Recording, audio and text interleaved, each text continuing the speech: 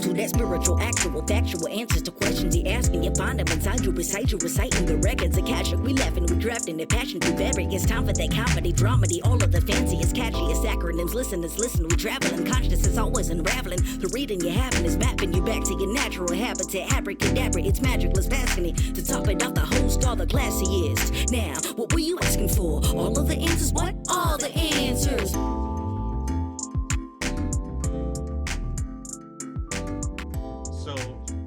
Say this so that the listener can hear. I'm going to risk some plosives today in order to make it easier for you guys to squeeze in on the mic. So squeeze in on the mic. I'm going to say Peter Piper picked a pussy full of pickles. Oh, we're going. We're going. Oh, God damn it. Jesus. Tape's rolling. Burning tape? We're burning tape, Katie. Tape's the burn. Well, so we can start with we taught a class together yesterday. Are you smoking a fucking bowl? What's going on over there? Did you just hit the bong? This isn't Wheel of Time. Oh, and I have a story about your other podcast friend, Kara. Oh, yes. They are nice and keep trying to have me on their program. And we keep having problems because of me. We keep leaving town. Well, that's part of it. But yeah, we tried for a long time to schedule. Then we finally found a time that worked. And then I wrote it in as the wrong time zone. You? Yep. Got a calendar thing wrong? Yeah, imagine it. Think about it. Imagine. Unfathomable. Try, expand your mind. Yeah. So I was fully like out to dinner with people, having a drink. And there was an email that was like, so are you going to come? And I was like, what? And I wrote back, no, aren't we? Anyway, you get the idea. They're very nice. They've rescheduled me again. We found another time. Blah, blah, blah, blah. So I get to tell my fun story of sexual abuse history on that fucking podcast. Whee! So I'm going to do a bunch of bits. I'm going to open with bits about dicks and pussies, and it's just going to be appropriate all day. Just make everybody It's uncomfortable. going to push the edges of everybody's podcast. Definitely not going to do that. You want me on? Here's what it's going to look like. I'll be very sincere until they make it obvious that there's room for bits. And then you'll show them your bits. And then I'll take my vagina out and put it on the table. Yeah. Yeah, it's detachable. Yeah. Nice. It folds up too. Very It's also reversible. Oh. So you can flip it inside out and turn it Turns back into a on. penis? No, it's just a different color vagina. Oh, I see. Yeah. So you can like wear it twice like you do your underwear. Exactly. And it matches different outfits. What is happening? So you're going to get really inappropriate, which leads us to what you were about to say when you had to get weirdly intimate and heavy on our very public-facing corporate group workshop we taught. Yeah. Yesterday. I felt so proud of that, actually. Like, first of all, I want to say I loved that gig yesterday. They were such a good group. They were really solid people. They were super willing. So open. We all had I don't know. I think we were doing this one exercise that needed dancing. We were like, you're going to dance like a total dweeby dork. Yeah. Moment one, like jump out the gate. Like now we're going to be silly. Yeah. Now we're going to be goofy. And they totally went for it. And it worked. Yeah. It did its job, which was to break their fear of looking ridiculous. And then you were right when you said this in class, they just flew with it for the rest of the day. Mm-hmm. It's like they started on the trajectory up and they just went higher and higher each exercise. It was so cool. And they were consistently surprised. This is the joy of it, was their consistent surprise at their own discoveries. Right? And that's a real joy. When the teaching lands like that, it just feels so good. Very satisfying. We played this word at a time thing where we were like words of wisdom, and they're like, just go around the circle and be like, when you innovate, you should work together. It's whatever. one person at a time saying one word at a time. Yeah. And this one woman who was very quiet, who had a very quiet voice, what was the sentence? It was something like, when we work together, you will hear me. Yeah, you will hear. And then it got to her and she said, me. And everybody just about started fucking crying. Yeah. Because it was like the truest thing that had been said all day. Yeah. And everyone was like, yep, we will hear you. Yeah. You could feel that she had not been heard a lot. Yeah. And she just let that be present in one word, the word me. Yeah. It was really nice. Which reminds me of the other guy the real muscly dude. This guy. Yeah. We got like a inside joke gesture for the group that arose organically, where this guy in the class was trying to articulate that he felt heart connected to someone in his dyad when we had them working in twos. And he came out of it. It was like touching his chest like a monkey. It looked like to me. Right. As if to say, I felt really. And I didn't know what to say. So he just kept tapping his chest. Yeah. Like, yeah. And he was real muscly too. So it had that sort of hulking shape to it. It was like a kind of a. So sweet. It was like monkey full. Yeah. Wasn't it? Yeah. And it was like, yeah, he felt it. And then that became the gesture. Anytime someone didn't know what to say, they just went. And anytime someone had a heart experience, they'd go, feelings. Anyway, hopefully they will do that in the office from now on. They're like, how you doing today? You know what? Right here. Right here. Anyway, it was really fun. It made me feel, it revitalized my everything. I'm always like, oh, life is good. When I do those gigs, I always feel that way. And we'd never taught together. That's so fun. Isn't that fun? Never taught together. I loved it. And it was just so fun to just like high five and back and forth, toss it back and forth, Easy interrupt peas. each other without it being over talky. Totes. It's like, yep, what you're saying. Yep, that's what I'd say. Or no, that's different than how I'd say it and maybe better. Yeah. Yeah. Good teamwork. Love learning that shit. Makes the dream work. I had a different experience today, which I thought I'd share because like we had that. I had some like, well, hope this goes okay. I think it'll go fine. And then it was great. What was the gig? With yesterday? With yesterday. And then this morning I had 2 of my solo clients. Now, Okay. 90% of the time with my solo clients, especially the first one in the morning, I go in going, oh God, I don't want to work today. Yeah.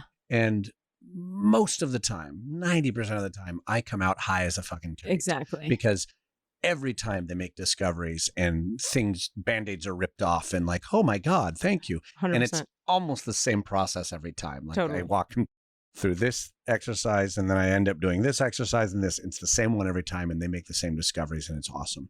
Today, I think this is a lesson in expectation and pre-scripting in my own head. I had 2 expectation flips. The first guy, very strong mumbly accent. Yeah. I was like, oh, this is gonna be a job. Okay. And even when he was explaining things to me, I was like, I can't understand what you're saying, literally. Yeah. And I have a good ear. And I was just like, can you write that in the chat or whatever? Yeah. But when we actually just walked through the process and did the work, like I watched each step of the way him understand how to be clearer, how to be sort of turn up the dial, as I often refer to like a little gain dial. Turn it up 2 ticks. Now 1 more tick. Oh, there it is. Right. And by the end, I was like, well, that guy just learned how to do a presentation. So the opposite of what I assumed at the beginning. Yeah. Second guy, great voice, very clear speaker. Could not have been more seized with mental blocks that I have ever seen and more resistance and like we did make discoveries, but like hard. Like when we started, I thought, oh, this guy's got a really good voice and he's very confident energetically. Yeah. And he ran into he tripped over his own brain every 10 seconds. Yeesh. To the point where I could tell he was almost hyperventilating or like gonna cry. Aw. It was, touching to work with him. Yeah. But he didn't make huge strides. Yeah. If anything, I almost feel like I took him backwards because I got him in his head. Oh. But again, it was like, I expected you to be this guy. Yeah. And you went somewhere else entirely. It was just interesting to note. Neither of them felt like huge victories. Right. Which I usually walk away with. Yeah. Anyway, just still thinking about that. It just happened right before today's. Gotcha. Anything deep to say about that? I don't know. Well, do you have the sense of like there were things you could have done differently, or is it just it went how it went and it was going to go that way? That's a great question. The first guy, the one that ended positive, I think, no, that went how it went, and he made strides that I didn't expect him to make. So that's a win. The second guy, I think I might have been in program mode a little bit, where I was like, well, I'll just try the next step. Yeah. Instead of completely pivoting to a completely different place. I see. Which I could have done if I was a little more in tune maybe with what was going on with him. Gotcha. It was hard to know. That's tough. Good question. Yeah. Because it's that serenity prayer thing. Accept the things I cannot change, courage to change the things I can, and the wisdom to know the difference. Because we can't always tell when was it a time when I could have done something different and when wasn't it? Yeah. Because when it wasn't anything you could have done, it's nice because then you can take your hands off of it and go, well, there you have that. Yeah, that was that. And I did give him something. He had something to work with when we left by the end of the day. Yeah. I'll take my dollars and walk. Yeah, for sure. And he didn't even pay for it. His company paid for it. So I don't care. Fuck those guys.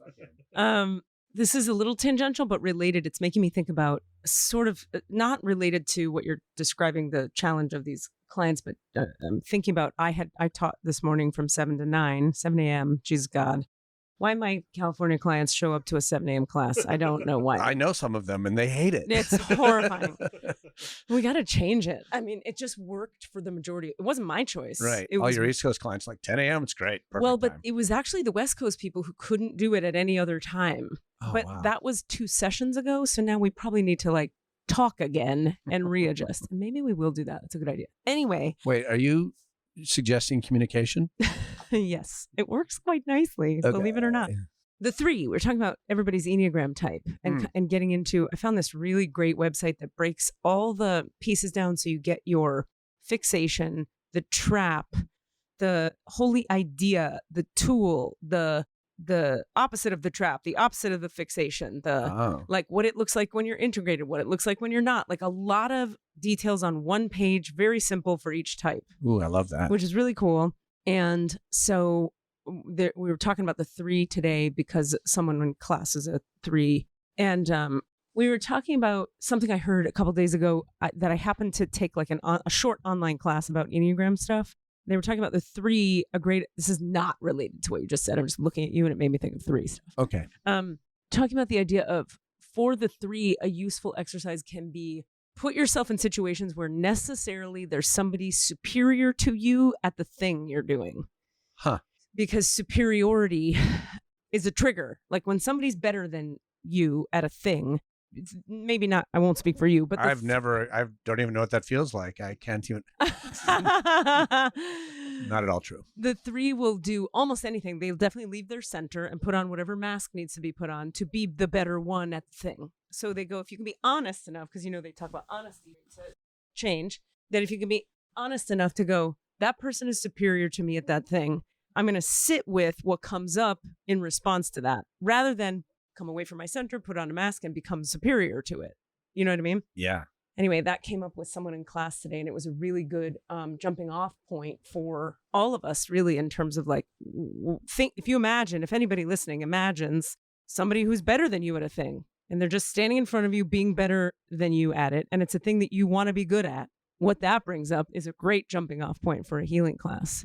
Because it brings something up for anyone. Thanks. I hate it. Yeah, you should. Take it away. Ooh, yeah, no, Yeah. that makes me really uncomfortable. Yeah. Just the thought of it, but also I can imagine having done that. And actually, I think I've done that work a little bit. Yeah. Like I've probably witnessed it, and better than can show up in a lot of ways. Right. Either actually more skilled or more honored for it, whether they're more skilled or not. Right. That shows up in our work all the time. Professional jealousy or professional envy. Right. Like, well, this person gets all the accolades. So actually that is the person I should hang out with or be near. Right. Not to get it from them, but because it's going to trigger me. Right. Yeah. It was just the thought. Conscious engagement with your triggers instead of avoidance of them. What? I don't want to. Yeah. Tell me about it. Yeah, totally. Well, speaking of that, I can speak for my own version of that lately, which has been, okay, we're going to talk human design for a second, and Katie's boyfriend man, and my own healing, all of this. Interestingly, so let's see. For those of you who listened to last time's episode, you heard that I did a big healing on terror of turbulence, and then got on an airplane that was terribly turbulent and was a mess. So I'm not done. But what we got clear on, Claudia and I, who was just a delight. She did, I don't know if I probably said this to you, that the day after she did another 2 hours with me. Wow. Yeah. No. She texted, was like, hey, I have more for you. And I was like, okay. And she's like, you want to get on the phone now? I go, okay. And she spent 2 hours with me doing a healing just cause. And I was like, who are you, woman?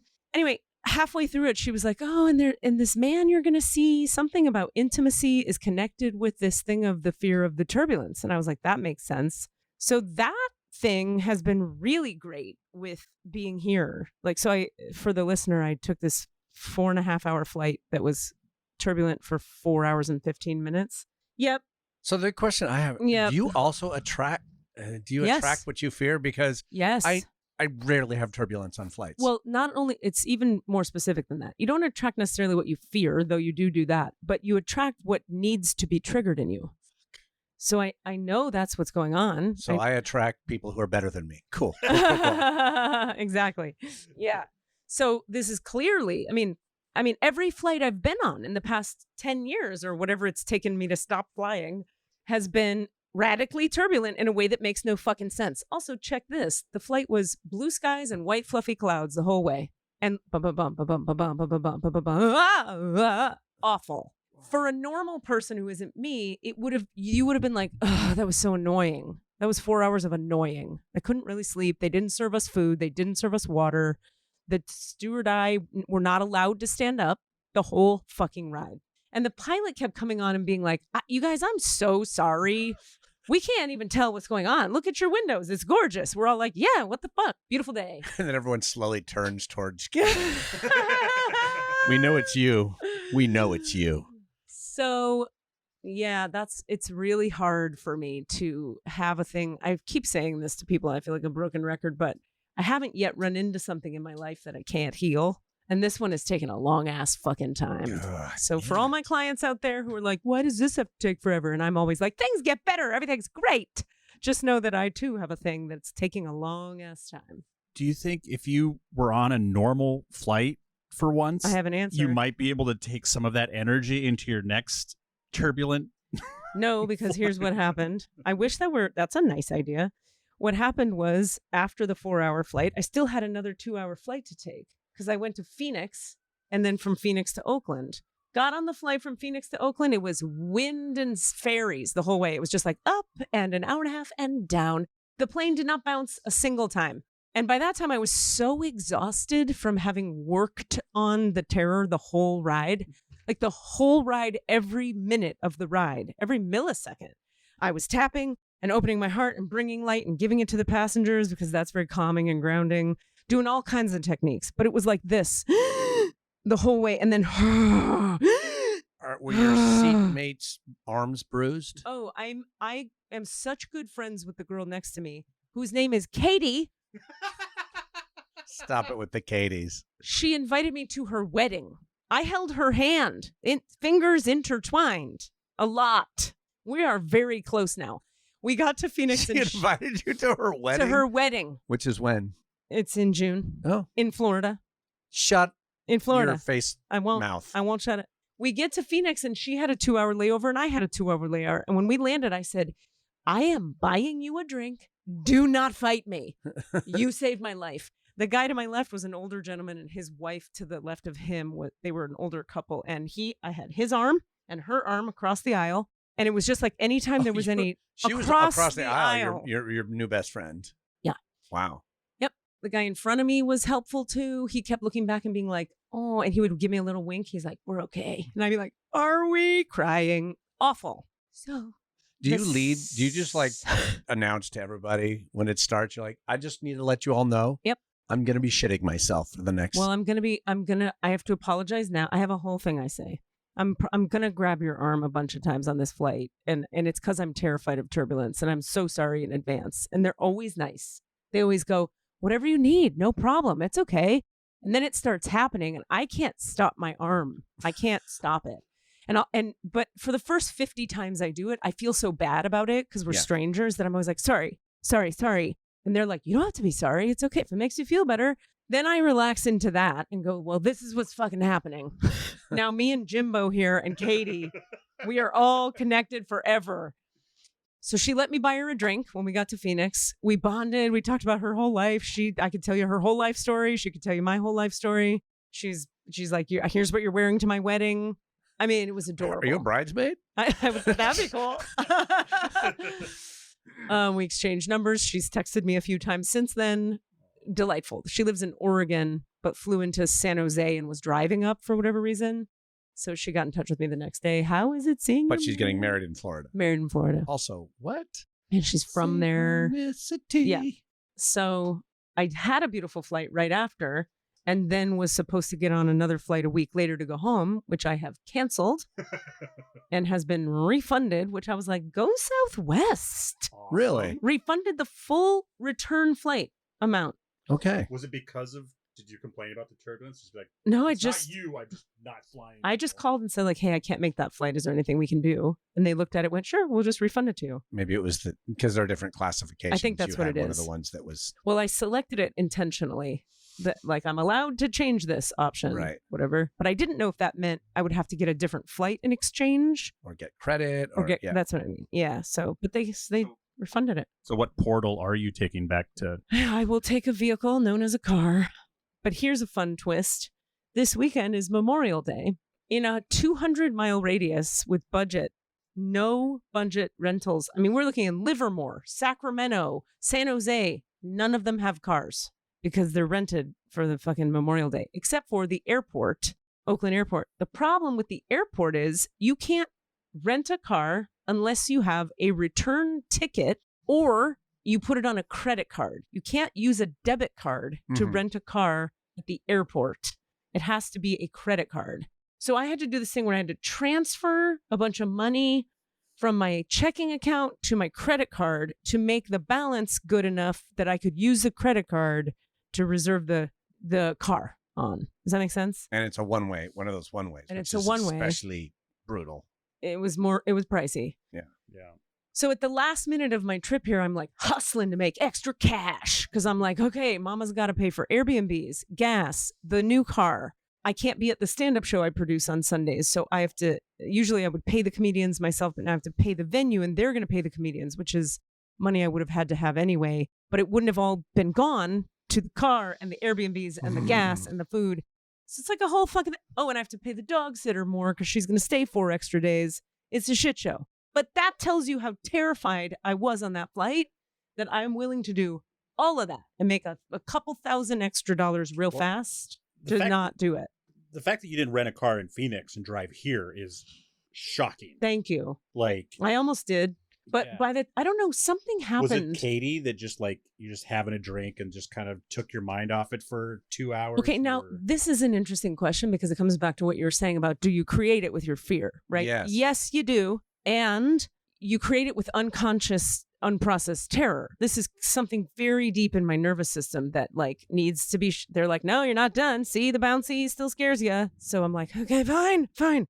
But when I got to Phoenix, I was so exhausted. I couldn't be scared anymore. I was like, fuck it, I'll get on the next. I did that one. It's fine. But I really felt that way for real. And there was no turbulence. So we don't want to just put you on a flight and the night before get you hammered, and then beat you up for like 4 hours right before you get on the plane. I think like tasers. Just repeated tasers up and down the spine right before you take it to the airport, and then just sort of throw you out of the car on the curb, and the sky cap will be, ma'am, just give me the gate. There's nothing you can do to me that hasn't already been done. So for real though, so you don't run into turbulence on planes? I have experienced turbulence on planes. Right. I don't think I've maybe once had consistent long-term, holy shit, when is this going to be over turbulence? Yeah.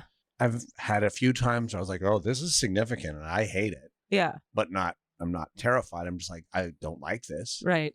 But then most of the time, that was one. Okay, that's it. Yeah. I'll get a minute of bump and that's about it. Yeah. See, that's how it used to be for me. It was always that way. I flew forever. Planes. A little bit of like bump. Oh, now we're good. That was my experience of flying for like 30 years. And then the universe said, you're going to deal with some deep shit. You ready? And I was like, no. And it was like, here we go, bitch. Now here we are. Anyway, there's that. So I'm driving back, everybody. 5 fucking days. So I did a whole bunch of like this morning, actually, resistance work because I was having a ton of resistance to driving back. I was like, fucking really? I just fucking did this. And I wanted to then. Now I'm like, ugh. So I cleared the resistance, which is good. So now I'm able to look at, okay, well, how can we make this fun? Like, where am I going now? I guess we'll go to Austin again because I like it. We're going to see my dad. That's cool. Don't want to drive through Texas, wondering if there's a way to go down. And so I'm just like, okay, now what? How do we make it fun? You can't go south of Texas. I just want to. Yep. One option is I could take the middle path through the country. The problem with that is that's when you get legitimately right now tornadoes and bad thunderstorms. Or still some snow going through the Rockies. Yep. Yep. And if it's there, Katie will find it. Exactly. Exactly. I had a friend who I told the story to who told me, I'd like to say their name, but we'll do anonymous. This is a funny thing. When you tell people, sometimes when you tell people you have a terror response to things, you learn a lot about the person you're talking to. Yes. I had a friend who this was her idea of comforting me. Was already laughing. Yeah. Was to tell me 2 horrifying things that happened to her on airplanes. Oh no! And I'm on the airplane texting her for support while she's telling me the story, and then I feel bad. I'm like, I have to interrupt her and be like, hey, can we just not right now with the story of when the landing gear didn't come down on the flight you were on? They were on a flight. This person, landing gear wouldn't come down. Oh. They announced the landing gear wouldn't come down. They did the foam thing. Do you know about the foam thing? I think I might know who this person is. Okay. They did it. Yeah. You guys know what the foam is? Yeah. They do it for like fire. Yeah. That's It's what I fire was gonna retardant say. foam, probably because you create sparks as you land. But it in a grind. creates like a soft landing Slip. pad. It's not concrete anymore. Right. They literally spray the entire runway with this foam. It's not on the plane. No. This is on the runway. Runway. Dang. So the runway, for miles, however long a fucking runway is all this white, bouncy, spongy foam. Which now no one else can land on. Nope. Like once you land, every other plane is getting diverted for Yep. 8 hours. But think about what that is. That means you're landing on the under nose of the plane, on the ground, on the grind. foam. It's like a good, Jesus. So she went through that shit and decided that'll be a good story to fucking tell me while I'm dying in the middle of the air. And I was like, maybe not this story right now. She's like, oh, but that's better than the time we lost the engine. She lost the engine on a wing. An engine went out. So then this is what the airlines did. They got everyone on the plane hammered. They were like, well, if we do crash, you'll survive better. That's because true. you're floppier body. Loose. Yeah. They were like, drinks for everybody. Got them all hammered. And this person was like, I said, so how was that for you when you landed? And she was like, I don't remember. I was hammered. They were fully hammered. Did they have vomit in the streets? But like landing without a fucking engine? I mean, the engine went out and they had to do an emergency landing at a nearby airport. Wow. Yeah, you don't need to hear that story. It's a great story, but you don't need to hear that That's why I'm telling in the you. middle of your trauma. So people do interesting things when you're going through stuff. I'm only going to say this because you're not flying home. Yeah. The worst experience I've ever had on a Here we are. plane Do you want to hear it? is a touch and go Oh, and a circle and land. I've been through one of those. And the whole time you're circling and land and you're like, What happened? What was wrong the first time? They and didn't have tell we you? actually fixed? No. They were just So they like, touched down and then immediately picked back up? Yep. And then just circled for 10 minutes. I've and been then through that, but they tell you immediately what the problem was. I don't remember any, at least not any explanation that made sense. What other was than going through your mind? Brakes don't work? the only thing that was going through my mind the whole time is how did they fix it? Right. Like, Right. I don't see anyone crawling around outside with a wrench. They just Right. they just cycled they rebooted the system while you're in the air. Yeah, Power and we're down, just power coming up down again. I'm just like, okay. The one I had that was like that, you'll love this. It was in Albuquerque. We get feet from the ground and then a wind shear hit and the plane goes left and Oh right. God. It goes like whoop, whoop, real fast. Apparently that's my trauma. You just triggered something in me. And then they went right back up. We were feet. I could touch the fucking ground if my hand were outside the window. But they just went right back up and then did the loop-de-loop. And they were like, okay, we're going to wade through these wind shears. We couldn't land after that because we weren't stable. We were lefty, righty, left, whoop, whoop, left, right. And then I was like, great. How do we know there's not going to be another left, right when we land? And there wasn't. And we landed and it was fine. I don't I've like never the told left, you guys right. about the time that the plane I was on got hijacked. Lies. It was by frat boys. I though. wanted a better story. You guys were better than mine. Fuck, you can have my stories, man. I'll take your fucking dramaless flying. I'll take that. Any day. I know. I've had like, I mean, I think the easiest way is to say that I haven't been through that much turbulence. I've never been not served on a plane. Mm. Maybe they'll sit down for 5 minutes, but Yeah. to be on a 4.5 hour flight, like at some point you got to start like passing waters up. Well, they started with the water service and then they made them sit down. So like an eighth of the plane got water. Then it was funny because at one point a stewardess was like, I'm just going to go rogue and give people water. like 3 hours into it. And her buddy from the back of the plane was like, Stephanie, take a seat. You have to sit down, Stephanie. Stephanie was like, I'm giving these people water. She's giving water. Pass them down. Just start tapping people to the back row. Just be like, hey, just keep. But the keep problem passing with these that up. is then everybody has to pee. And then they get up and go to the bathroom. And then you get sued when they hit their head on the ceiling. And they pee all over the bathroom. Yeah. I didn't even think about that. That'd be the worst thing. Like, I'm always the guy on the plane that the second, ding, I'm up. Yeah. Like, it's, you know, I've been drinking in the airport. I've been, you know, I got nothing. I've been drinking So we're coffee. learning more about you. Like, Cool. Good times, everybody. All so right, Katie so- has healing to do on turbulence terror. More healing. Again. I can take care of that for you. Okay. No, I'm just kidding.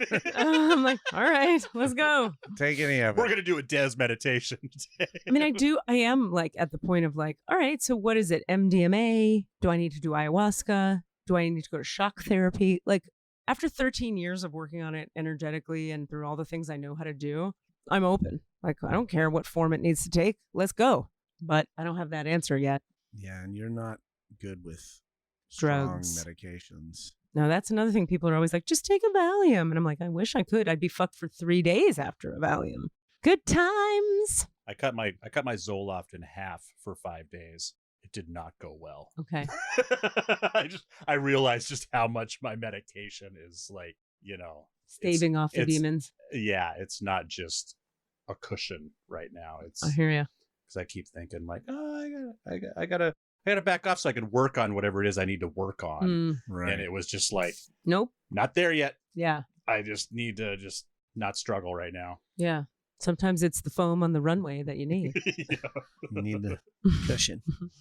So we have questions from people? I think we do. We Let's see 'em. We have questions from a couple weeks ago. I will have to do at least one recording from my New Mexico trip, which I'm taking a week. Cool. Yeah.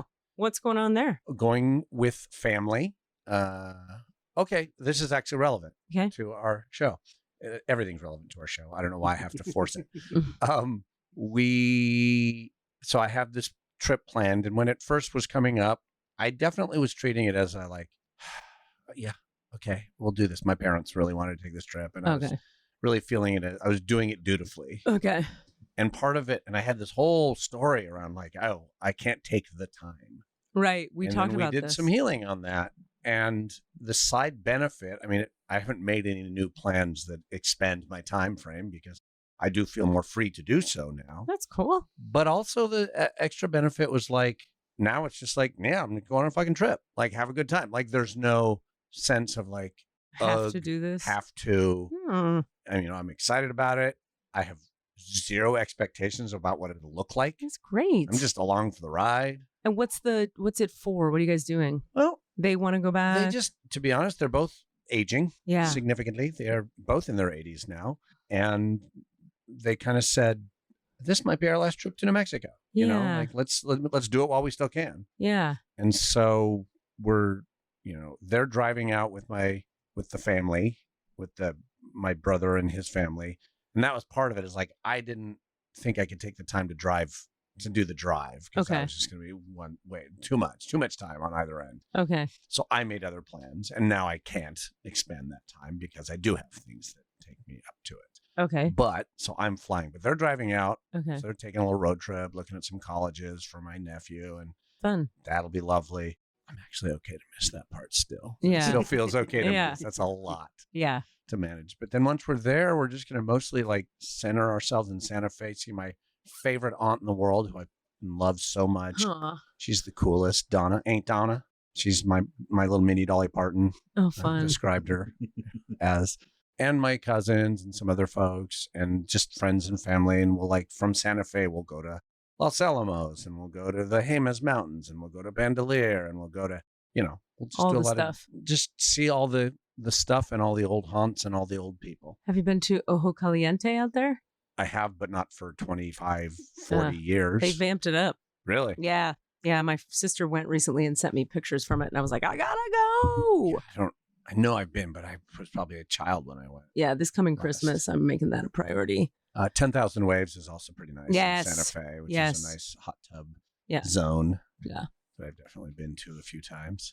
Rock on. But mostly it's just going to be people and some sightseeing, Great. and I just have very little expectation about what it's actually going to feel or look like. Yeah. I'm not writing any scripts, which feels very freeing to do. Good for you. Yeah. Oh, and we never got into so the way the whole healing thing with Claudia helped me with Yes. boyfriend locally. Right. Oh, Yeah. yeah. It all comes back around. Yeah. Whiplash. So human design, let's call we gave him a name, Chauncey, right? Yeah. Chauncey. I think it was Chauncey But he had- Thorpe or something. Yeah, let's give him a full 3 names. Chauncey, McSteamyberg, Maplethorpe. I think it was Lord Chancellor Chauncey. Is that it? Yep. Yeah. Okay. Yep. But now I like Mapleborg or whatever I just said. Lord Chauncey Mapleborg. That's kind of fun. Let's do with that. Well, because Chancellor already belongs to the Chancellor. Yeah. Yeah. Lord Chauncey McMapleborg. Mapleborg. So he's a Scottish, cyborg Swedish. And a cyborg. He's Scottish and Swedish at the same time. And a robot. And a robot. Is that good? I don't Okay, know. so- I don't know, Katie. Is it good? It's real good. All right. Lord Chauncey. We'll stay there. So Lord Chauncey and I, Lord Chauncey has a 5th line body. Let's talk about the hell that means. 5th line bodies. So if folks remember, if you're into human design at all who are listening, you have a thing called a profile, and your profile has 2 numbers in it. So in his case, he's a 3-5. I'm a 6-2. You're a, I always forget. can't remember. 5'2", Don't know. 5'3". 5'1". I don't remember what you are either. Anyway, your profile tells you the role you play in the theater of life. Mm-hmm. Like you've been precast. You like to think you could be this, but you're actually just this, and that's the deal. The number on the left side of the slash, 2 numbers, 6, 2, 3, 5. The number on the left speaks to the nature of your personality and your conscious mind. The number on the right speaks to the nature of your unconscious body. So what kind of body do you have and what kind of personality do you have?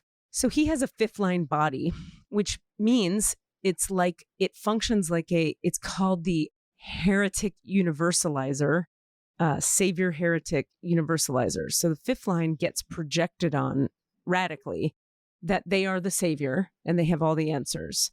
And then when they do one thing that's human, what are you looking up? Now I'm distracted. Sorry, my human design. Okay, what's your profile? I don't see. It's right there. Profile 5-2. Self-motivated hero. Oh, there we go. Okay. So you have a 5th line personality, by the way. So this is relevant to you. Pay attention. Okay. So 5th line. It's good. It's good stuff. Okay. 5th line body. This is happening unconscious to him. He's not doing this. This is just what his aura is doing. Mm-hmm. When you're in his field, you will project onto him that he has all the answers to your problems. He's the savior. But then the second he does any human failing thing that if I did, you'd be like, oh, that's annoying, but oh, well, we love her. They become the heretic and they get sort of thrown out of the castle or out of the tribe. So the thing to understand about a 5th line body is that they have their body, and in your case, personality, aura, has a dynamic relationship with what's called the projection field. So anytime you're around a 5th line, you have to be aware, if you know, that anything you're thinking about them is a full projection of your own mind or unconscious self. Now, most people, we all are projecting all the time on people anyway. But when you have a projector near you or a 5th line person near you, you can be assured that whatever's coming up for you in their presence is really not about them. 90%, 80% is the case of that. It's something you're projecting onto them in a really intense way. So knowing this now and knowing him as long as I have, every single time something has come up between us on this trip, I just go right into I have this resistance right here. I bring the light, like I teach everybody in all the goddamn episodes and all the fucking classes. So tired of it. Bring the light right into the place. And then it integrates and passes through my head, does my thing. And then I feel the feelings and then it's done. And then I'm just experiencing him as like a delight. It's been incredible. The amount of shit I've been able to just be like, oh, there's a new piece of resistance to him. Oh, there's a new judgment of him. Oh, there's a new projection onto him. Clear it in 20 seconds. And then I'm just like, hey, what are we doing now? It's been amazing. Now, it's also been work because I have so much relational trauma. This is the real truth from my childhood, which is connected to this fucking turbulence shit which I could say more about. Anyway, trigger warning, we may talk about sexual abuse. I took a turbulence shit once. Jesus. Wow. Wow. Can we flip the order of those jokes?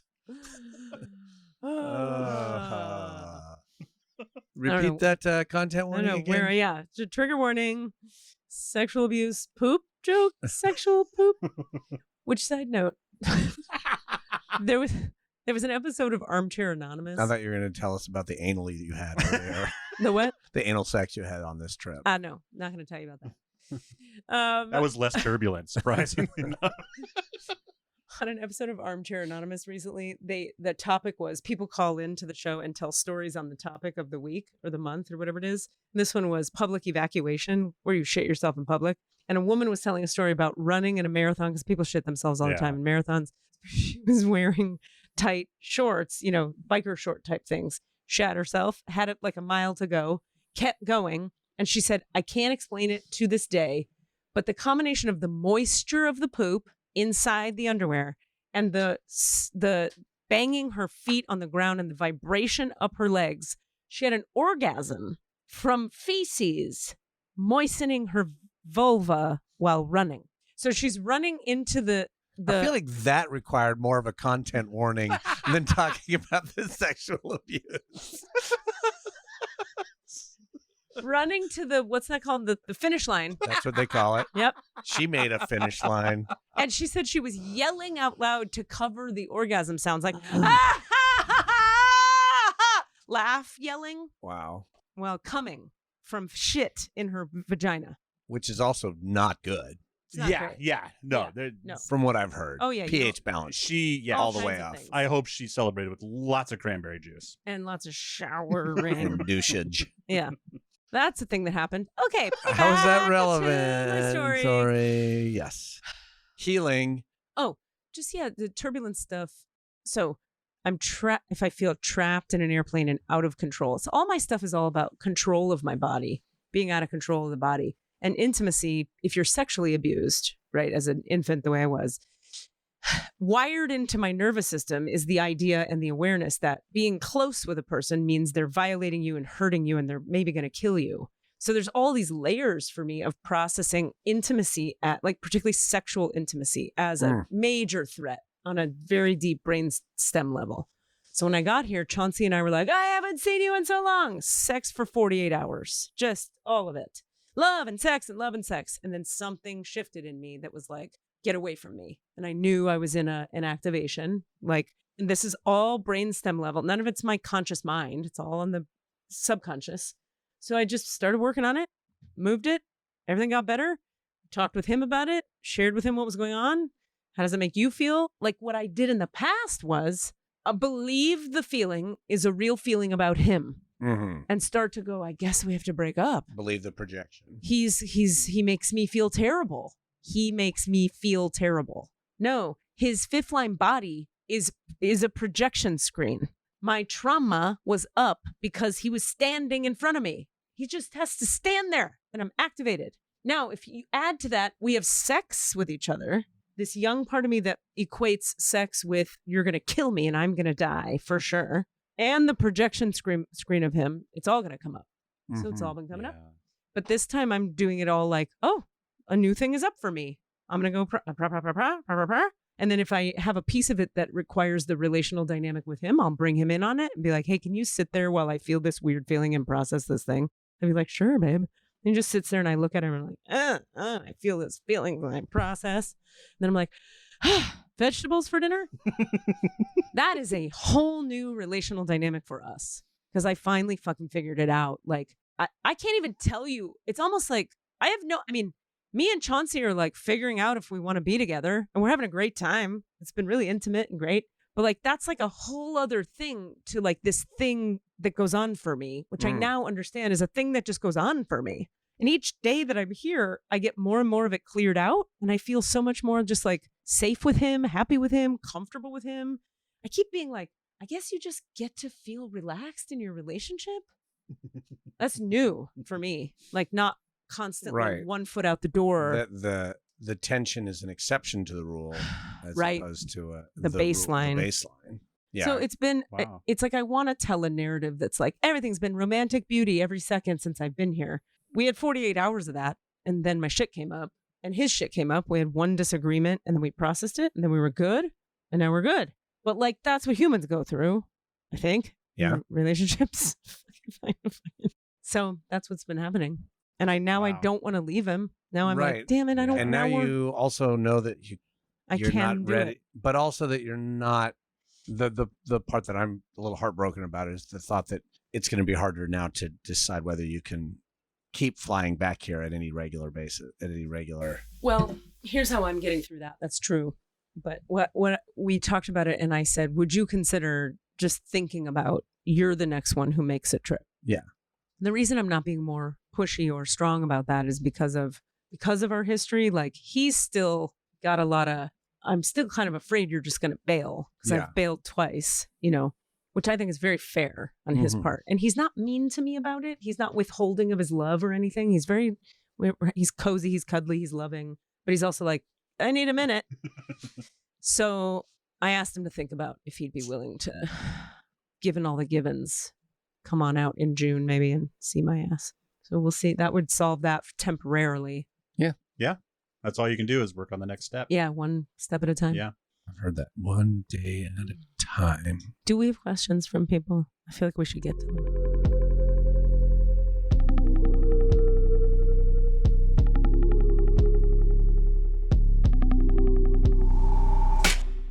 Hey, what's up, everybody? Rami here. So when I came out of the Italian hospital, I'm still talking about it. How many weeks has it been? Anyway, I wasn't pooping for days and days and days after the surgery. So as I was getting ready to leave the hospital, the doctor prescribed something to help me, which was olio di vaselina. It was Vaseline oil, which we don't really have as a thing that exists in the United States. Petroleum oil. And he said to take it at lunch and dinner, which I did, and it still wasn't helping for many days. But so I started taking more than just lunch and dinner. But I was saying to my cousin who lives in Italy, I was like, why didn't they give me or suggest castor oil? Which, in my opinion, works quite well.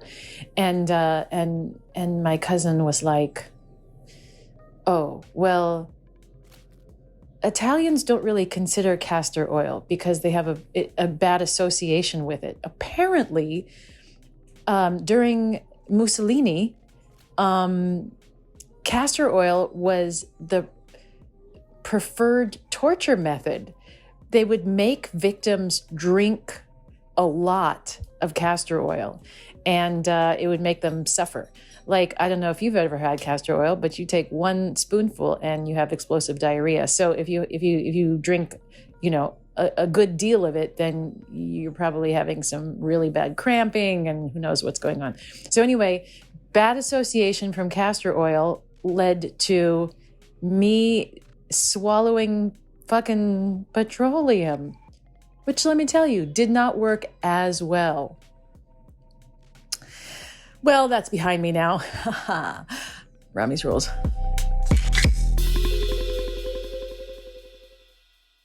All right, so. Are you ready? Yes. All right. We have some questions. Would you like to get one at a time, go into their records, and then you go back out and then go to the next one? Yeah.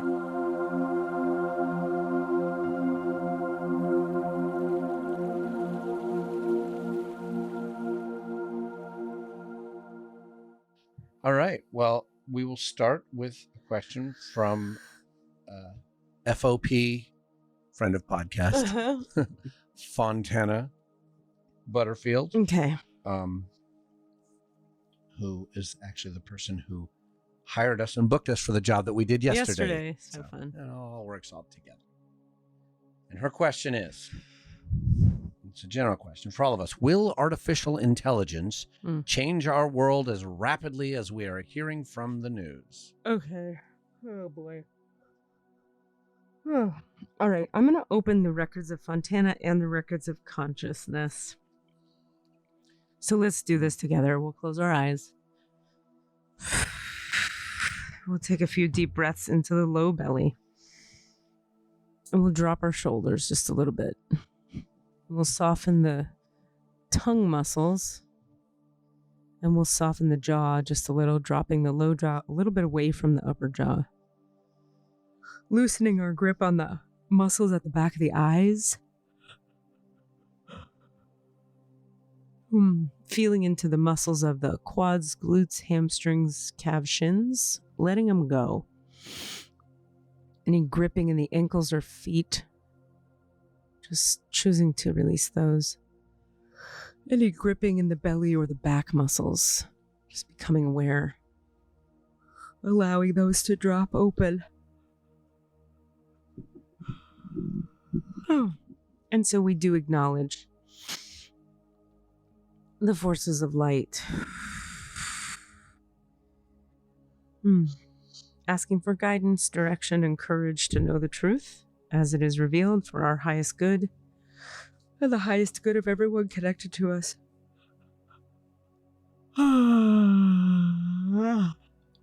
Holy Spirit of God, protect me, please, from all forms of self-centeredness and direct my attention to the work at hand. Help me to know Fontana Butterfield and consciousness itself in the light of the Akashic Records. Help me to see Fontana Butterfield and consciousness itself through the eyes of the Lords of the Records. And enable me, please, to share the wisdom and compassion that the masters, teachers, and loved ones of Fontana Butterfield and consciousness itself have for Fontana and consciousness.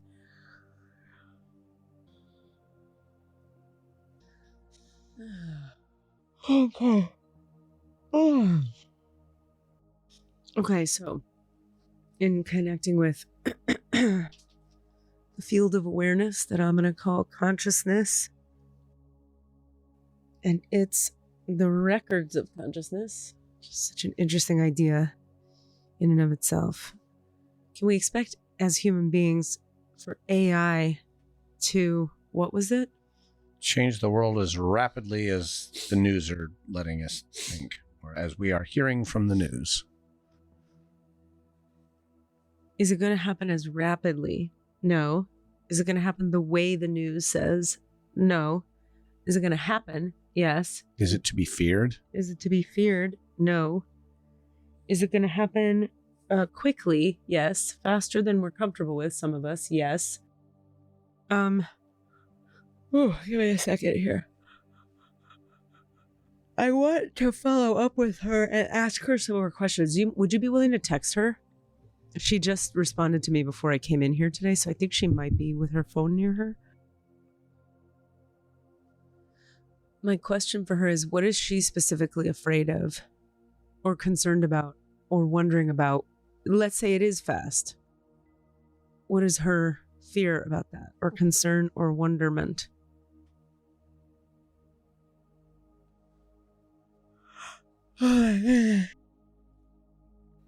Okay, so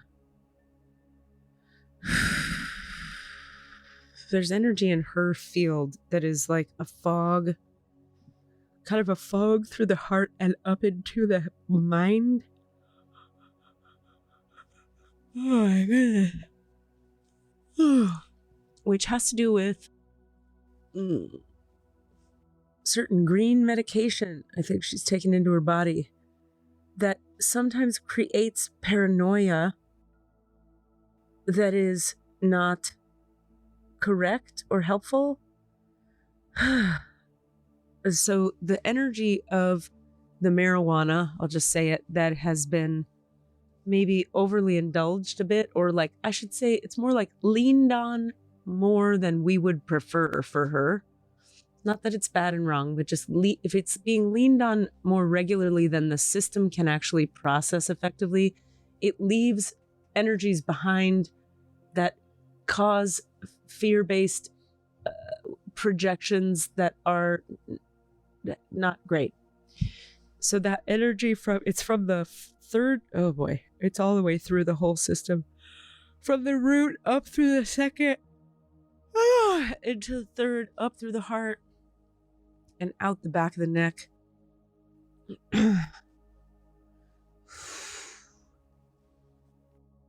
They're advising you, Fontana, and then I'll come back to the question, to stay off the news a bit, just a bit less news in general. There's being informed, and then there's feeding an obsessive, neurotic fear system that keeps you from facing the pain in your own personal life. So we have to understand as a human race, when we are caught in the addictions that the corporations want us caught in. That's a real thing.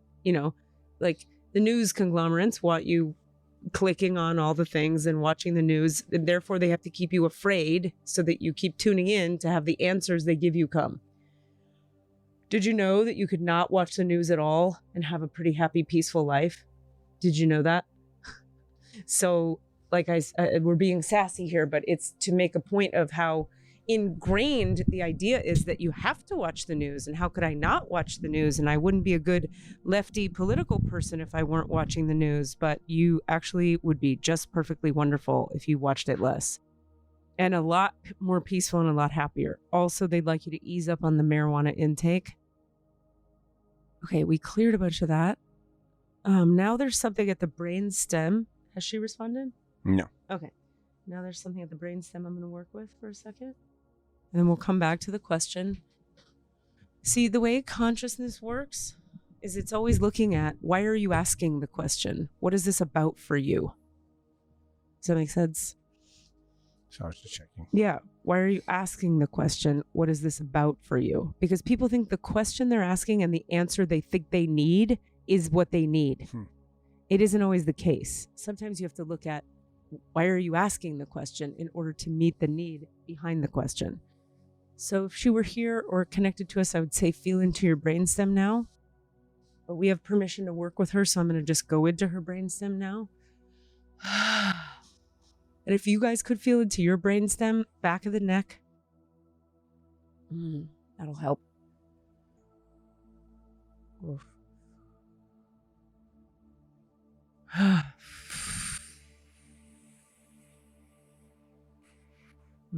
There's a really tight bit of almost like a metallic key, like a key that they used to use to open like a skate key for skates, like a metal key in the back of your brainstem, or in the brainstem, I should say, back of neck. We're just processing that.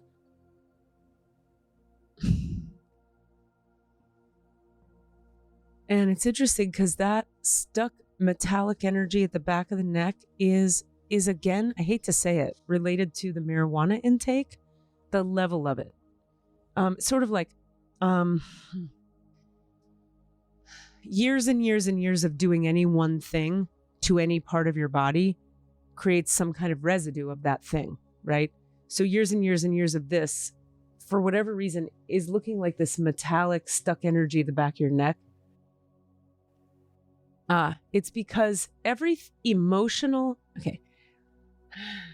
piece of unprocessed emotional pain that you carry in your heart, we've talked about this before on here, but let's remember, has a secondary corollary place that it lives in the back of the neck or the brain stem. It solidifies there as a kind of resin, like unprocessed emotional resin in the brain stem at the back of the neck.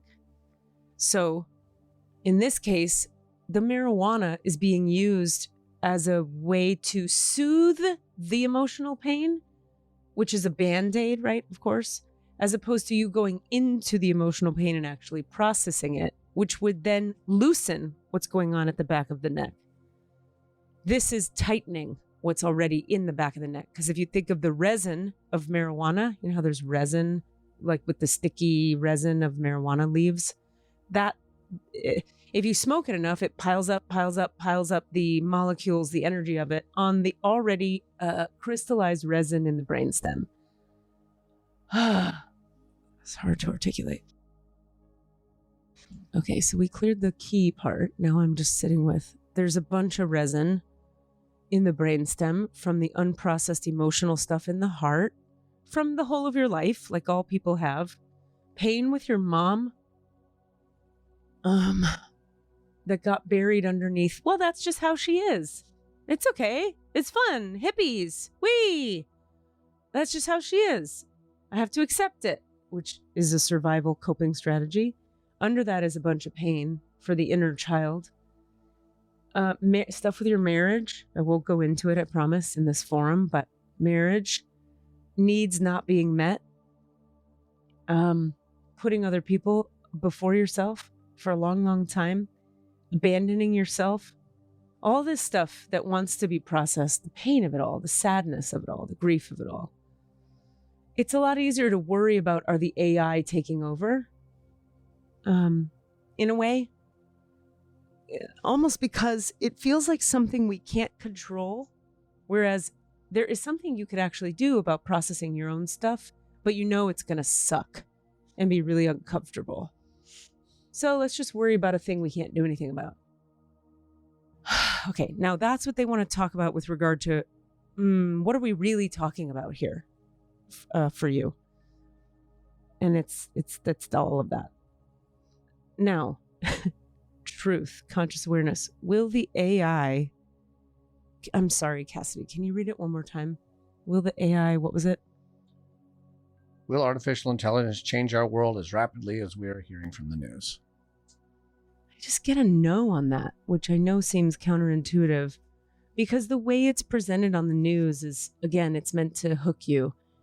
It will happen faster than some people are comfortable with and slower than other people are comfortable with, but no, not in the way that you hear about in the news.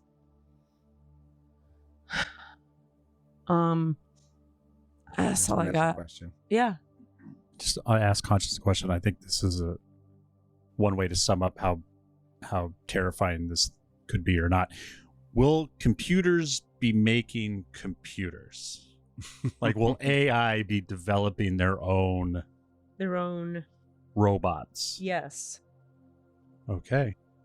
But what does that mean to you? What do you make that mean? Well, if robots are making robots, yeah, and we're in a society right now where every quote unquote living thing has rights, right? Then, oh, I see. You know, if robots are creating their own robots for their own necessities, and we don't have the right to turn them off. Why not? Why don't we have the right to turn them off? Because it doesn't mean they're people yet, just because they got made. Yeah. Robots made robots. Yeah. Well, that's a no. So you have to look at, like, what are you really asking? Are you asking, are they going to take over and kill us all? I mean, that's thousands of years down the road. I'm just thinking of 30 years from now. Will robots gain? What I'm hearing you is, will AI become recognized as sentience? Is that what you're asking? Well, it's a two-part question. One, sentience, yes. But then if they're also creating their own offspring, then they can put whatever code in there they want. And they're going to serve themselves and not the human race who is destroying the planet. Yeah, but not necessarily. I think you're writing a script based on the Terminator, and so, or what's it called, or any sci-fi, and anything. all those, or iRobot, or I mean, you are writing a script that says if A equals B, then B equals C, and I don't think B equals C. Just because they're making their own thing doesn't mean that we will have no possibility of turning them off. Well, we'll always have the possibility of turning them off, but there's going to be two sides arguing. There's going to be, let's just say for all intents and purposes, the Republicans who say shut them down, and the Democrats who say, no, they have rights, we can't do that. And then the argument never ends, just like abortion. Or free speech of corporations and money. Yeah. Yeah. I don't feel like it's the same thing, but that's me. What's the same thing? I just feel like you're writing a script that is one possibility. Right. I'm writing the script that makes me fearful of AI.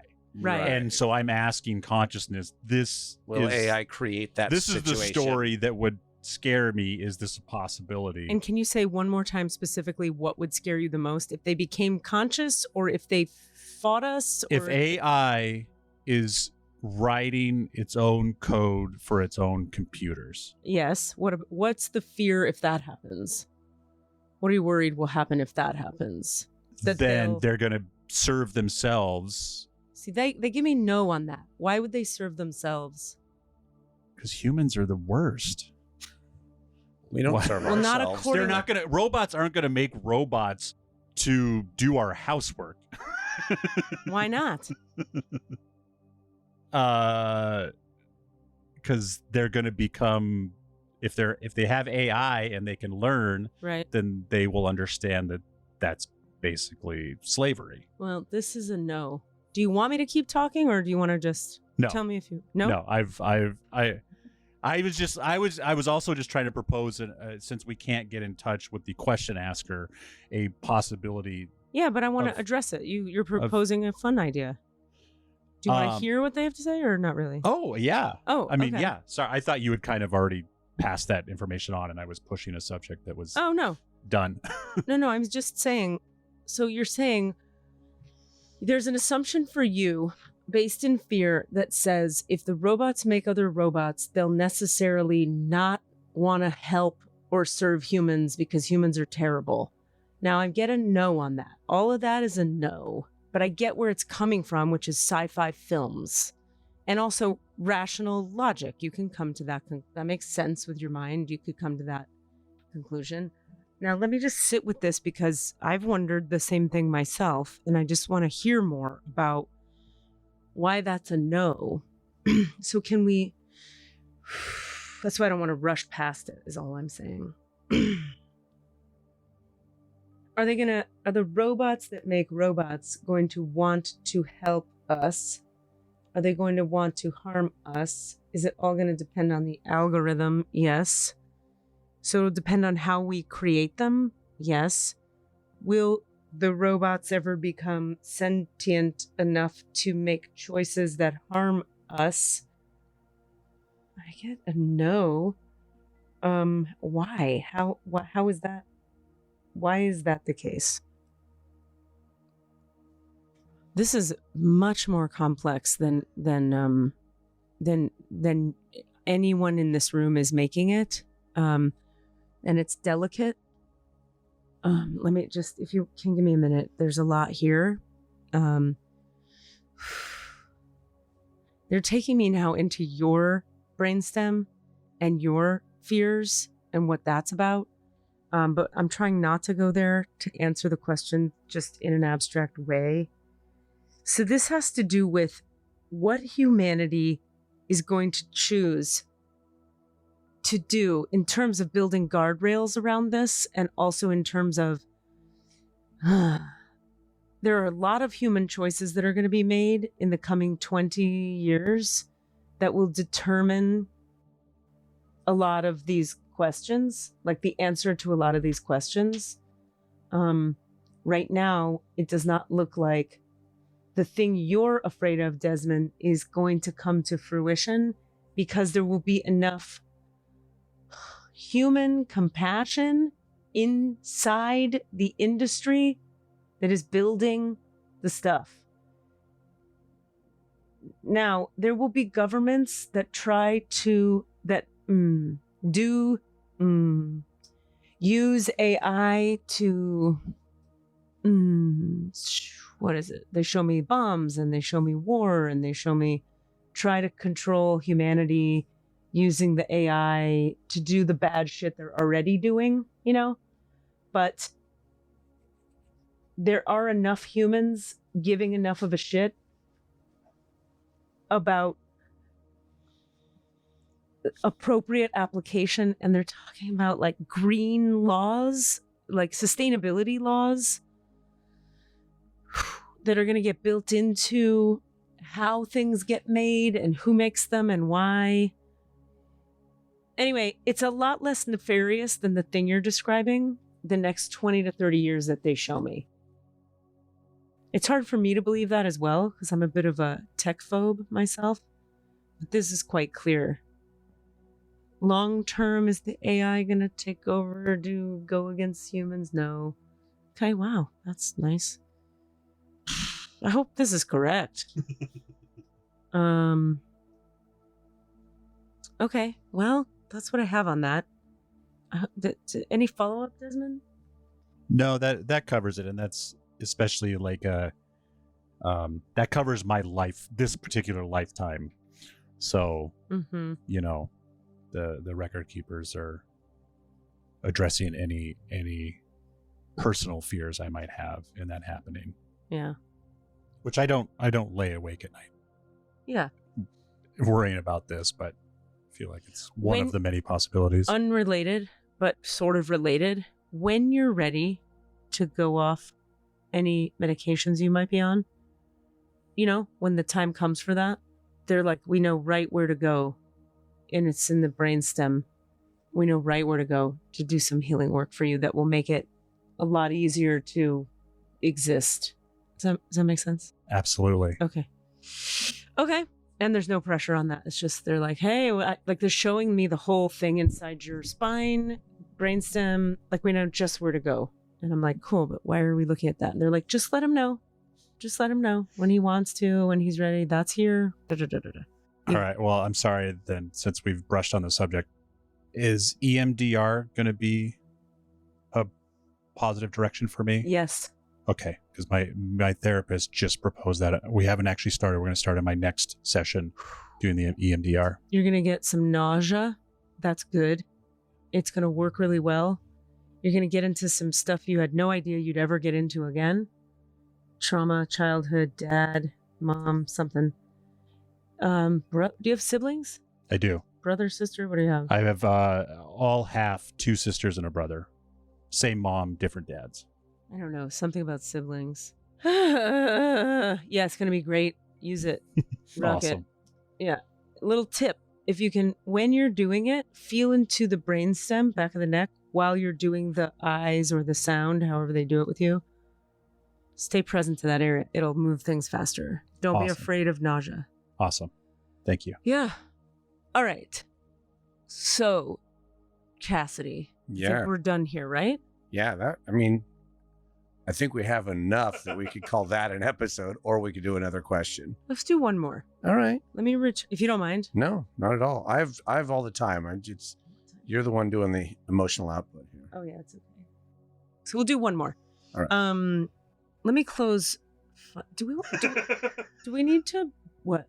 Oh, I have no idea how many doors we just opened. So. Just Fontana, Desmond, and Consciousness. Oh, that's okay. They're all We'll open. just close Fontana. I didn't open you officially. I'm just able to see it. Okay. So I want to thank the Master Teachers and Loved Ones for love and compassion, Lords of records of point of view, and the Holy Spirit of Light for all knowledge and healing. As he returned Fontana Butterfield's energy to herself now.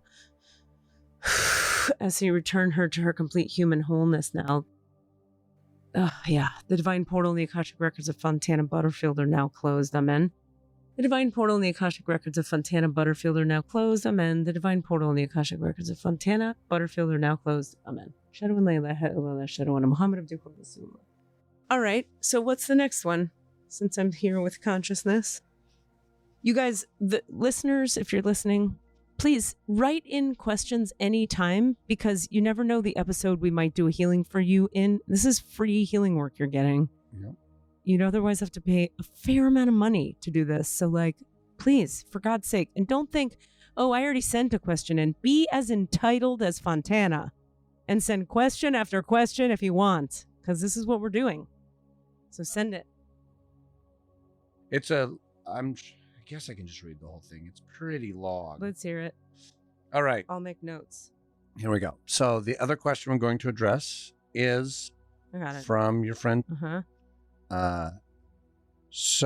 After listening to episode 153, there was something Katie described that hit home for me. Katie said she realized that her boyfriend in California has a 5 body. Look at that. Funny. There's a reason. That's why we're going to that one. This is why the one. And she'd been projecting on him in the past 2 breakups. Based on that, it's been hard to generalize her question because so much occurs to me with this situation. So I'll phrase it this way to get your advice. How do I live my best life as a 5'2"? Okay. And you're a 5'2". With 7 open centers. Whoa. Only the spleen and sacral are defined. Hold on. Spleen and sacral are defined. Mm-hmm. Okay. And so that makes both the 5 and the 2 are projection fields for other stuff, if she's understanding those lines correctly. correctly. Second line is not. Okay. I wonder how best not to internalize other stuff if what they're projecting is negative. Some background. Since Katie started to highlight the human design stuff, she took notice, downloaded hers, followed along. So now she's a generator, responding gut, yes, no. Incarnation cross, left angle of refinement, 1933, 1-2, single definition. Okay. But she's at 5-2. She is, yeah, she said she was a 5-2. Also, she's an Aquarius sun, Libra moon, Libra rising. Oh. So what is the question? How best to not internalize the stuff that's getting projected on you. Oh, okay. Well, I guess that's ultimately just that's very simple. That's a different. We don't need any of that other information to answer that question. But let me look at this for a second, and I'm going to say some words about this. Okay, so she also said, how do I live my best life as a 7-centered spleen and sacrally defined? All right. I want to know if there's a channel connecting. Oh, yeah, there is, because she's single definition. Okay. Well, here's some advice I can give you. You're going to have a nice intuitive sense of what is healthy for you. Based on your 5 senses, you probably have some sense or senses that are overdeveloped more than the average person, like sight, smell, taste, hearing, energetic, physical, visceral, kinesthetic, any of those. Because definition in the spleen means you have that. Now, because it's connected directly to your sacral motor, you're going to have energy. The sacral motor is like, I got energy to do stuff, to do things about what you have intuitive awareness that is healthy for you or not. So this is a life that has a lot to do with what is healthy for you and what is not. Having a 5th line personality, if she's a 5-2, that means her personality is a 5th line, not her body. That's something to understand. So people will project onto your personality. You start talking and you be yourself in a social situation, and people will be like, what a great person. And then 20 seconds later, they'll be like, what a terrible bitch. And let's cast her out of the clan. So part of the answer to the question of how not to internalize other people's stuff is you have to process all the stuff from the past where you did internalize it in your childhood or your young youth or your early adulthood, wherever shit happened that you got projected on, probably at home, I would guess, when you were a kid. You got to process all that so that there's not such a expectation for yourself internally that you will get misunderstood and it's all going to be bad again. That's thing number 1. Thing number 2 is be aware that you have a projection field related personality. Be aware that this is happening and go, oh, look at that. You can start to notice when people are projecting, oh, you're the savior. And then you can tell them sometimes, I'm just a person, I'm not the savior. And then when they make you the heretic, you can go, hey, I'm really sorry that happened. You can just make amends. And then they can start to understand that you're not like someone that has to be thrown out of the entire tribe just for making a human mistake. But what you have to understand, I have plenty of 5th line people in my life who are deep into human design and the trainings and the study, is that understanding it is a huge part of it. If you can watch it happen, you can A, react to it less, B, have fewer internal strife, struggles, etc. about it. C, decondition away from, or like I said before, process all your young childhood stuff around it so that you're A, unconsciously creating it less, right? If you process all your stuff from childhood where they projected onto you incorrectly, then you'll have to create it less outside of yourself. That's thing number 1. Thing number 2 is be aware of it. Watch it happen. Understand, oh, there it is happening. Has nothing to do with me. I didn't do anything. I'm just being me. And then go about your merry way. That is a discipline all human beings could use a little bit more facility with, is being aware of the projections people have of them. If one reason to study human design closely is to come to understand the types of projections people are likely to have of you. And when you understand your own design, you see, oh, they're going to think I'm too intense. They're going to think I'm too powerful. They're going to be threatened by my blank. They're going to be projecting onto me heretical thoughts, whatever your thing might be. Once you know that that's what's going to happen, you can be aware of it and choose not to internalize it. But you're going to have to choose not to internalize it. In choosing to not internalize it, what makes it easier to choose to not internalize it? Process all the stuff from the past. How? Book some healing sessions, katierubin.com, or go to therapy. Do it however you want. Now, last thing, how to live your best life with 7 open centers. I would say follow strategy and authority. You're lucky you have sacral authority, because sacral authority means your body's going to go, yes, I have energy for that. Or no, I don't. Or, I'm not sure yet. So trust that above everything else. Listen to nothing else. Particularly in your case, do not listen to your head. Do not listen to your ego. So what you need to do is you need to learn the not self themes of each of your open centers and the freedom of each open center, which I would teach you in a private session when you're ready to book it. And in fact, because you're doing this here, there's too much information to give there, and I'm not going to go through all that right now. Because you called in, or whatever we're calling this, emailed us, I'll do a reduced price session with you. So just email me and say, on the podcast, you said I could have a reduced price session. I'll do that with you, and I'll teach you the not self themes of your open centers. For everybody listening, this is an important point. When you listen, this is so important. I hope people will take this. When you listen to the not self theme of an open center, you are living in total distraction away from who you really are. And you can't live a life of alignment, flow, ease, success, satisfaction when you're living in distraction. So it's important to know the not self themes of your open centers so you can focus instead on following strategy and authority. All you got to do is follow strategy and authority. In your case, caller, it's respond to life and listen to the gut yes, no, and only do what you have energy for, what brings you personal satisfaction, and what helps you know yourself better. How do I know that? Because you're a generator, and that's what we're all here to do as generators. Learn the not self themes of the open centers, book a session, and we'll talk about it. You're the best. Thank you for calling. Namaste. Namaste. Mic drop. Katie out. Boom.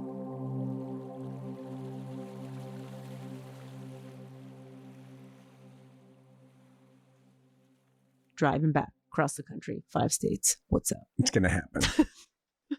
You didn't open anything. You don't need to close anything, dude. Well, I'm with consciousness, but I'm happy to stay with consciousness.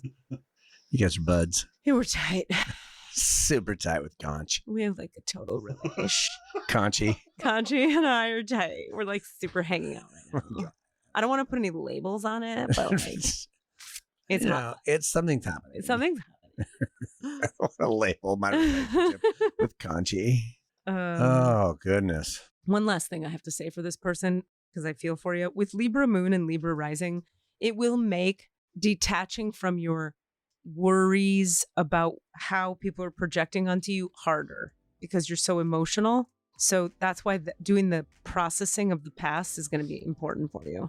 And then lean into that Aquarius sun energy that's very mental and lean a little bit away from the emotionality in order to coach yourself through not internalizing what people project on you. That was a lot of words. It's easy to be a human. Sure. Yeah, no big deal. It's simple. We're all good, right? We fixed it all? Yep. Great. Let's move on. Save the universe. All right. We did another person show together. When are you leaving? Tomorrow morning. Well, okay. That's dumb. That's not. I don't wanna. Keep us posted along the way. Check in with us. We'll probably tape one from Baton Rouge or something. Shit. Maybe I'll go to Mobile, Alabama this time. I almost went last time. It's on the route. Huh? It's on the water. It's supposed to be pretty. Okay, we love you. Bye. Do your work. We love you. Bye. Do your work. All of it. What are you asking for? All of the answers? Say what? All of the answers? Yeah, all the answers. Hey guys, thanks for listening. We'd love to hear from you. Please email us with your questions so that we have questions to answer in the Akashic Records. Our email address is allanswerspod@gmail.com. That's allanswerspod@gmail.com. And if you'd like to find us on Facebook or Twitter, it's @allanswerspod, @allanswerspod. Thank you. Now the world don't move to the beat of just one drum. What might be right for you may not be right for some. Rami's born.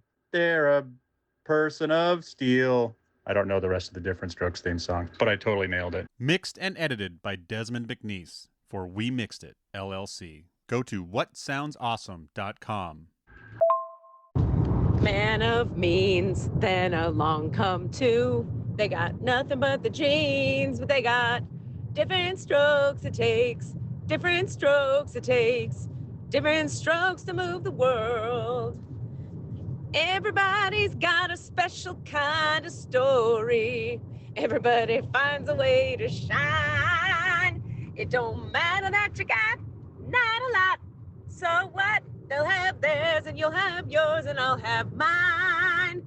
And together we'll be fine. Because it takes, you get the idea.